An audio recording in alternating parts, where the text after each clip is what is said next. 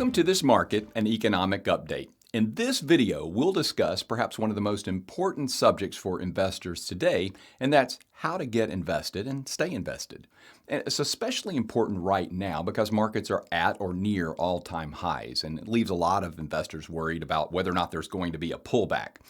Additionally, we have a lot of uncertainty, both economically and politically, all around the world, and that leaves a lot of investors on the sideline.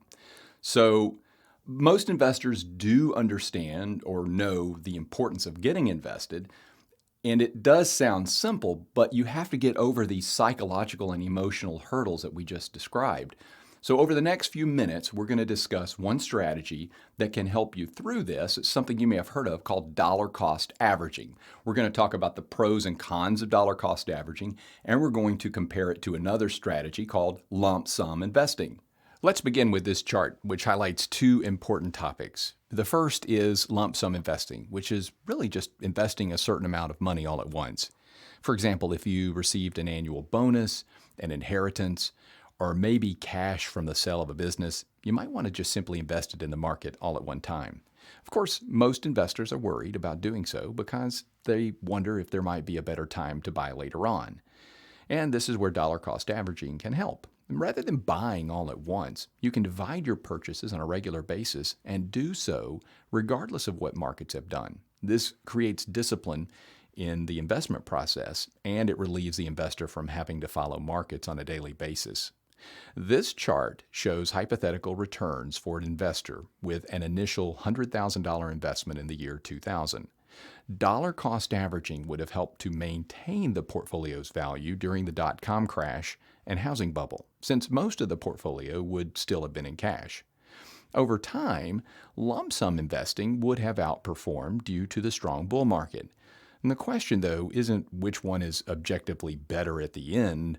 It's really which one would allow you to stay invested and feel confident the whole time. This might be top of mind for many investors since the market is near all-time highs. In fact, the S&P 500 has achieved 25 new all-time highs so far this year. History shows that this is really not unusual during bull markets. By definition, as the market rises, it will naturally hit new all-time highs. So this does not necessarily mean that the market is due for a pullback. The long bull market from 2009 to 2020, for instance, saw a lot of years that experienced dozens of new highs. That being said, being at these levels can still make investors nervous. Most recently, the markets experienced a pullback in April due to uncertainty around the Fed. However, they bounced right back in May. So once again, it's important to not watch every short-term market move. Finally, this chart shows the importance of getting invested. Historically, waiting for a pullback would have backfired more often than not. For example, waiting for a 5% pullback has tended to mean that when it does occur, the market is at a higher point. It would have simply been better just to have stayed invested in the first place. So this takes us back to the idea of dollar cost averaging. For investors who are nervous about getting invested all at once, this can help them get started toward their goals while also overcoming that psychological or emotional hurdle. Now, we've really only scratched the surface on this important topic, and if you'd like more information about how you can incorporate dollar cost averaging into your strategies, or whether or not lump sum investing might be an option for you, then please don't hesitate to reach out to me. You can also find out more information about this and other important investment topics on my website at milliganwealth.com. I'm Bud Milligan with Milligan Wealth Management, and I look forward to hearing from you.